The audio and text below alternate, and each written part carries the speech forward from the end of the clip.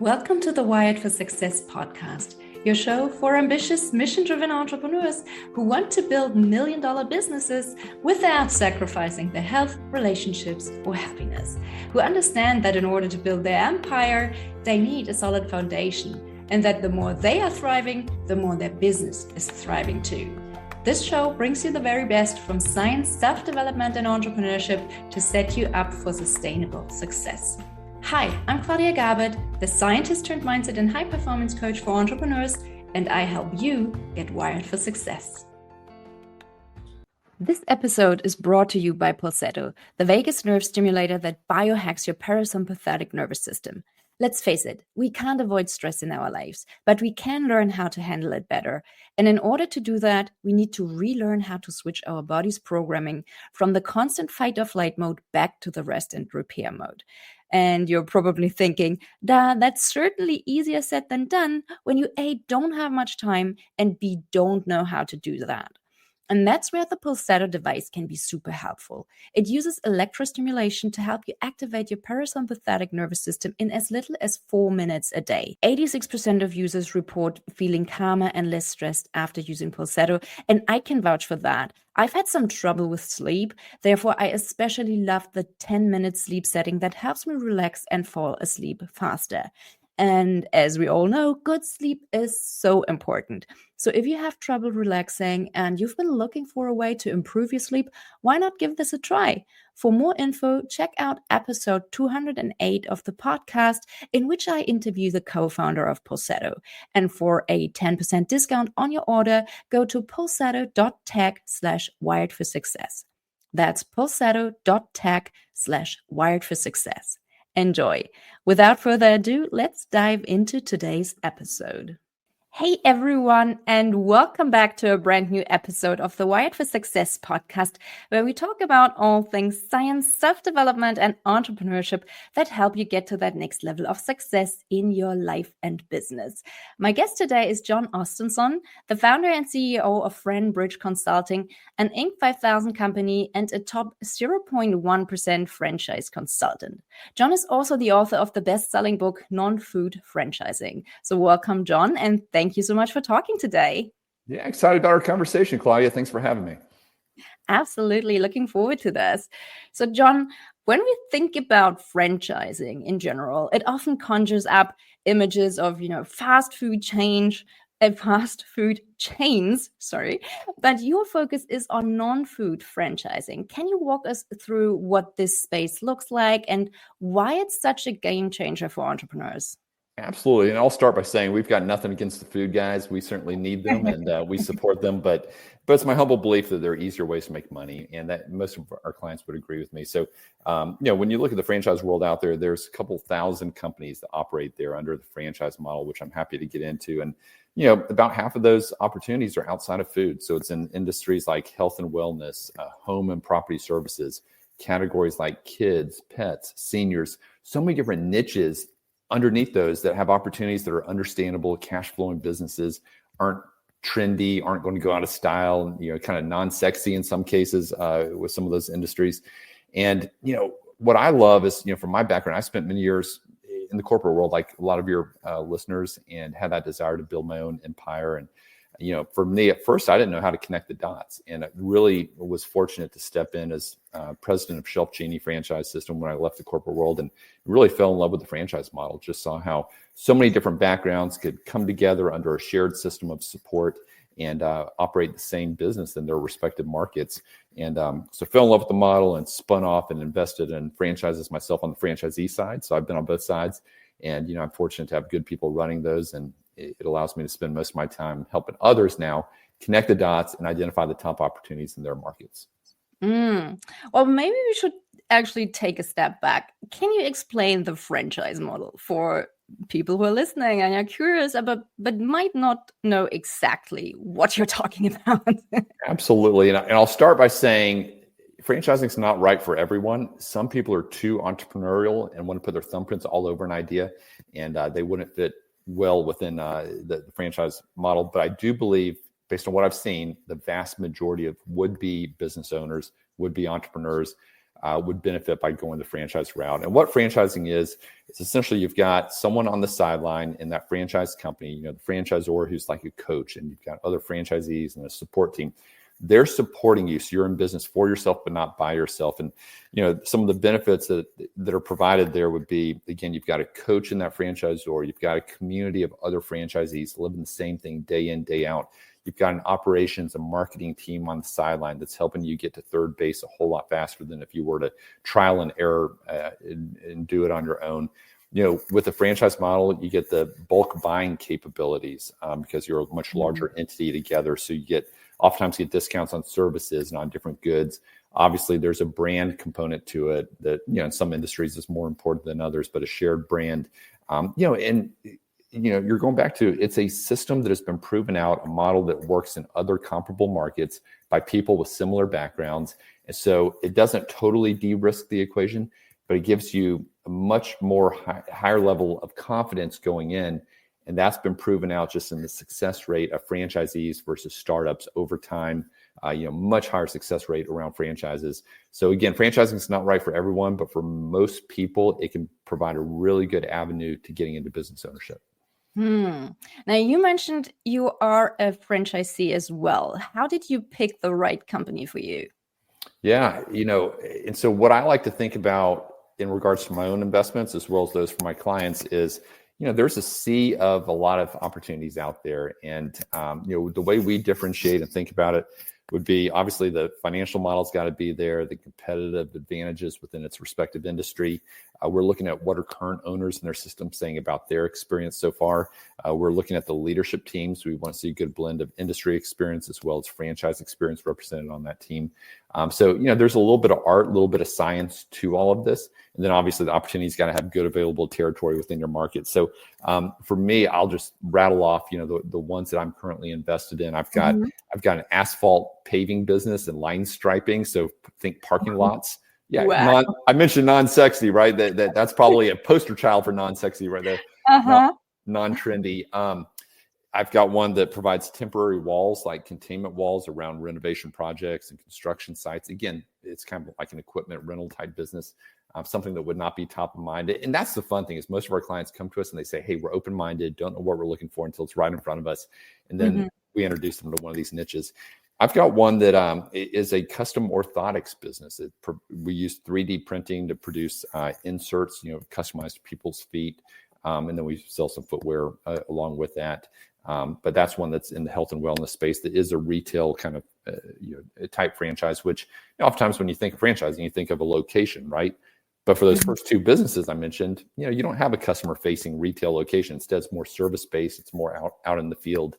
So again, a lot of industries kind of fall into that space. So, and then I've got another one where I'm invested on a franchisor side where it's custom pull-out shelving, kitchens and pantries. And we just added our 26th franchise owner and love seeing the early owner success. They're already coming back buying more locations. So it's been a lot of fun kind of having a hand in growing that.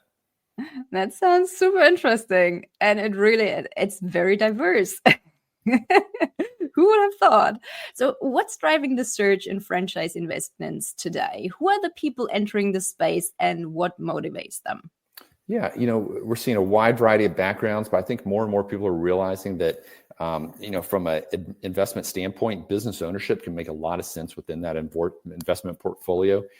You get tax benefits as a business owner that you just don't as a high-paid W-2 employee. And so even if your spouse is W-2 or maybe you're keeping your W-2 day job, you're able to offset a lot of taxes through different strategies. The tax code was written in favor of business owners. So, we see a wide variety of different backgrounds. Everyone from, lawyers and doctors and high-paid W-2s that are looking to put a manager in place to run the business, what we call an executive model, to those and they're looking to step in and run it themselves, but 20s, 30s, 40s, 50s, variety of different ages all around, primarily North America is where most of our clients reside.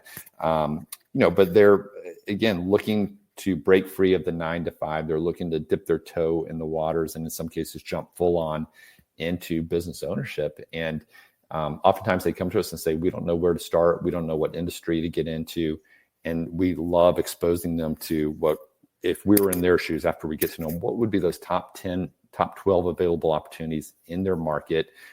based on what we're seeing out there, based on our experience, and we give them a diverse group of opportunities. And here's the beauty, Claudia, it's entirely free to work with us. We simply get a referral fee from the brand on the back end. So much like a real estate broker or executive recruiter, that's the role that we play, but for franchises. Yeah, great. Now, as you already said, people often think, or people who are thinking about starting a business, they often think about building something from scratch.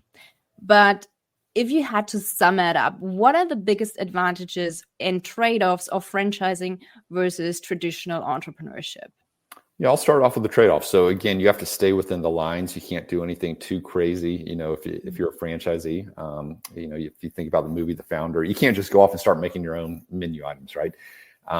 But another, I guess you could say, downside, if you will. I mean, there's a royalty stream. You are paying a percentage of royalty. It could be around 6%, 7%, 8% back to that franchisor.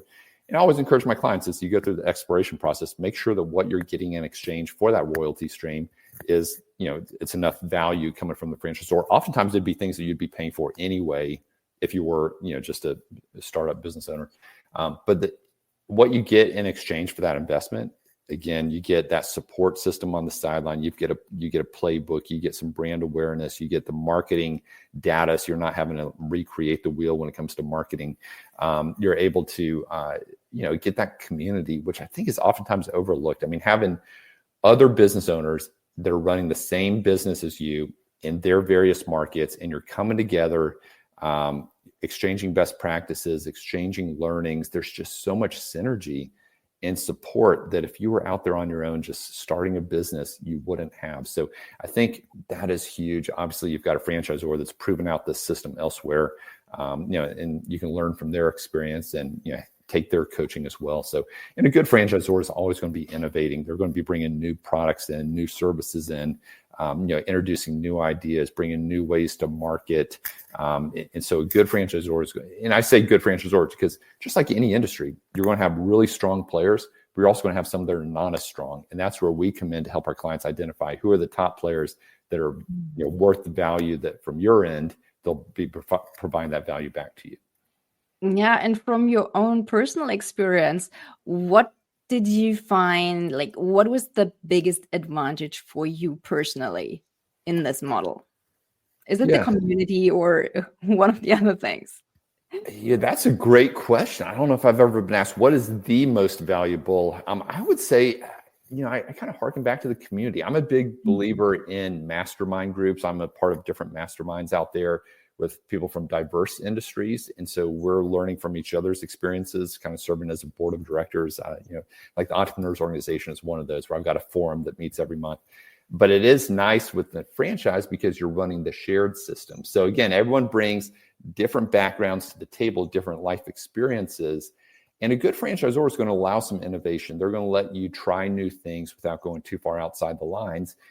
And I mean, just through my experiences, that's where a lot of the best ideas come from. It's the people on the ground that are trying to tweak this, adjust this. Hey, did you know that someone with a background, I'll give an example. When I was at Shelf Genie, our in-home designers that would go in and run our sales appointments, if you will, we call them consultations. We found the stay-at-home moms were a fantastic source there. And they love the flexibility. They love to be able to go in and have casual conversations without being salesy. They love making good money. Well, we learned that stay-at-home moms were a good target based on experiences that some of our franchisees had. We found that Uber drivers could also be great in-home designers. So, things that you wouldn't just sit there and think of off the bat, come through experience and information exchanges. Yeah, and I think having just a network of peers is just so amazing. Just having people to bounce off ideas, to brainstorm with, and to just be there even when you have a tough day, because those happen, right? You do have tough days.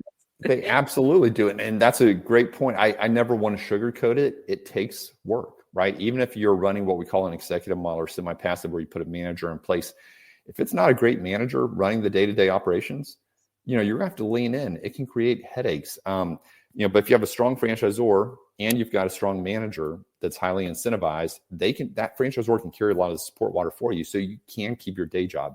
So many of our clients go that path, but I always want to be upfront, kind of to your point, and never sugarcoat it and say, hey, if business ownership was easy, everybody would be doing it. but it does take work. It's not a truly passive investment in most cases. I like to call it semi-involved instead of semi-passive. There's still going to be some level of you being involved and rolling up your sleeves, especially early on. What would you say? What percentage of your clients still keep their day job, at least in the beginning? Roughly half and half. Oh, really? Yeah. That's a lot. Yeah. So again, it is very common. We have, high paid doctors and lawyers that say, hey, I'd love to make the jump in a lot of cases, but I've got too many sunk cost and investment in this high paid W-2 job. I'm not ready to. Yeah, but we do have quite a few individuals, again, that will jump in and run the business full time with the goal of eventually replacing themselves. And then they either expand and add additional locations that they go focus on, or a lot of our clients will come back and buy additional franchise brands. So it can be one of those where it's a season where you lean in pretty heavily and then you pull yourself out. I call it franchise stacking, though, when they start to add multiple franchises to their portfolio over time. Sometimes they serve to complement each other. Sometimes they diversify. A good example of complementing would be we had some clients in Boise, Idaho recently that had bought an in-home care, senior care franchise through us and came back a few months later and said, John, what would be a good complementary business to this? And I introduced them to a company that they eventually went with that provides wheelchair ramps and stair lifts and bathroom retrofitting from a mobility standpoint in the home. So again, very complementary type business. But then I've got some clients that will go totally diverse industries.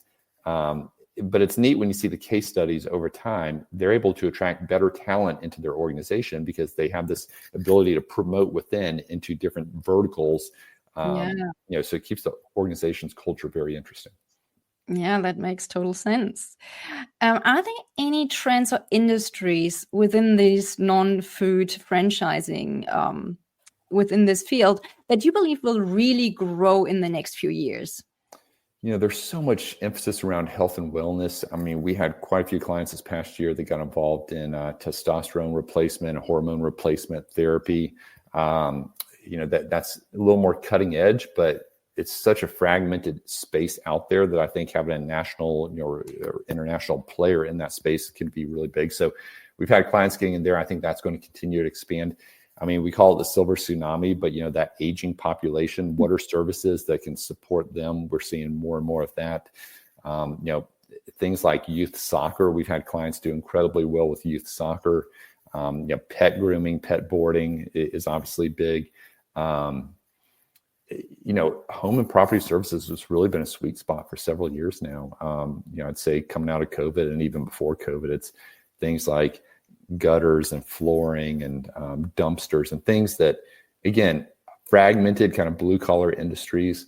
So no, I'd say directionally, but health and wellness is definitely a big one. We had a client recently that bought 5 locations of a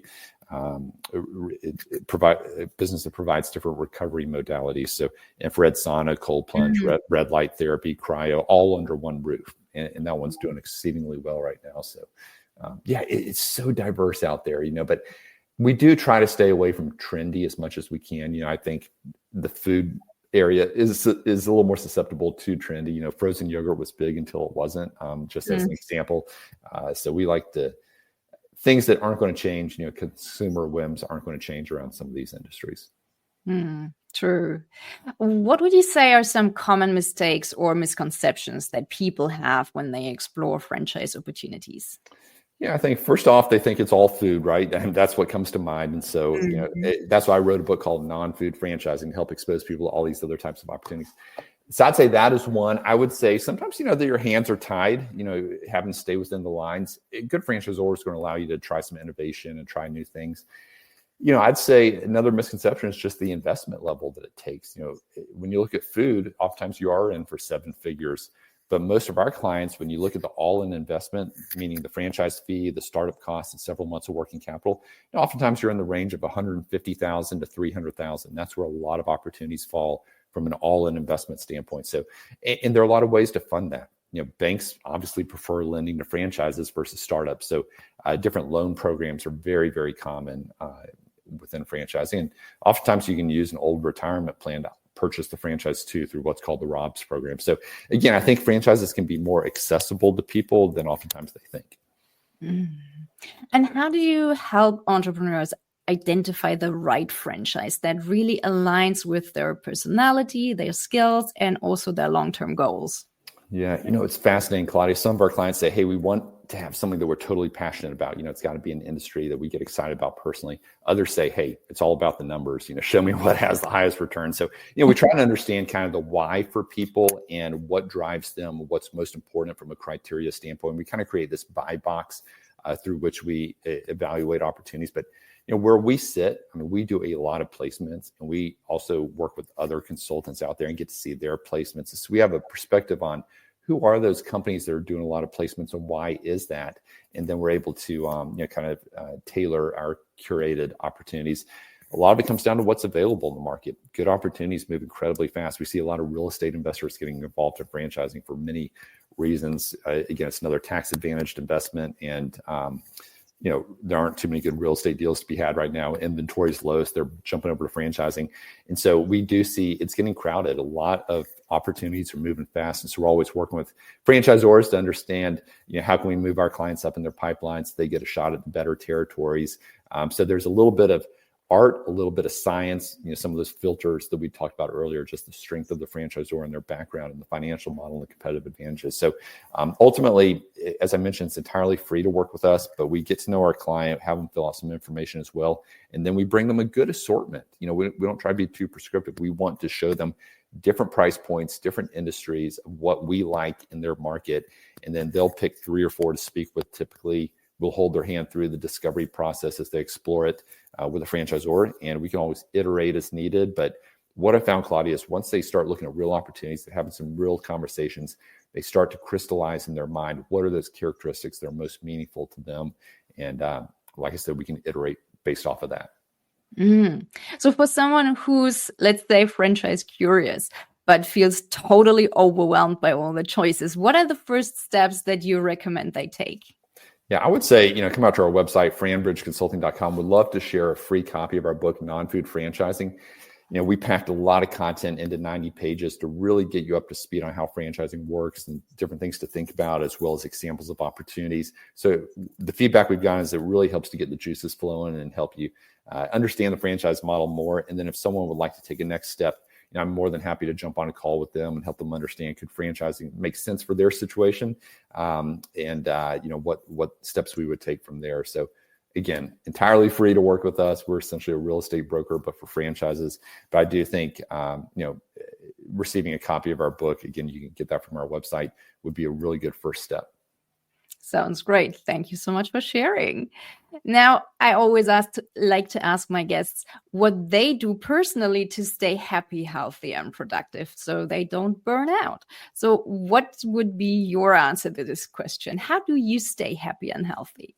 Yeah, to me, so much of it comes down to relationships. And so, I've got a wife and 3 young kids, and we stay active in their lives and at their school and church and, in the community here. But, health is very important for me as well. So go to a trainer a couple times a week to work out. And then I've got, you can't see it here, but over to the right, I've got an infrared sauna and red light therapy here in my office, and nice. cold plunge out back with a pool. So,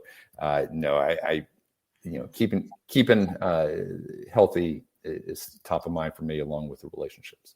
So important, right? Is there anything else that you would like to share with our audience today?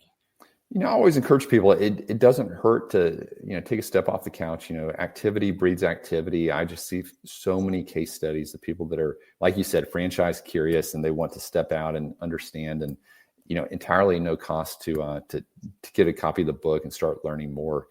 Certainly you can catch us on LinkedIn. I put a lot of content out there, but would love to help in any way we can. We're passionate about what we do and be able to help others. So just want to put that invitation out there. Perfect. So listeners should go to your website and to your LinkedIn, or do you have any other socials that they should check out? Yeah, I'm on all the main socials, but LinkedIn is where I most frequently put out content, where we have the largest following. But if you come out to our website, you can get a lot of content there as well. Fantastic. Jon, thank you so much for talking today. It's been a pleasure having you on the show. Thanks for having me, Claudia. I enjoyed it. Take care. Talk soon. Bye. Thank you so much for listening to the Wired for Success podcast. I hope you've enjoyed this episode. If you did, please take a sec to rate and review my show or share it with a friend. That way you can support the show and help me reach and support other entrepreneurs like yourself as well. If you would like my help to figure out how you can go from overwhelmed and overworked hustler to empowered and confident leader, check out my website at www.wiredforsuccess.solutions and book a free 20-minute strategy session with me. Can't wait to help you get wired for success. Until next time, take care. Bye.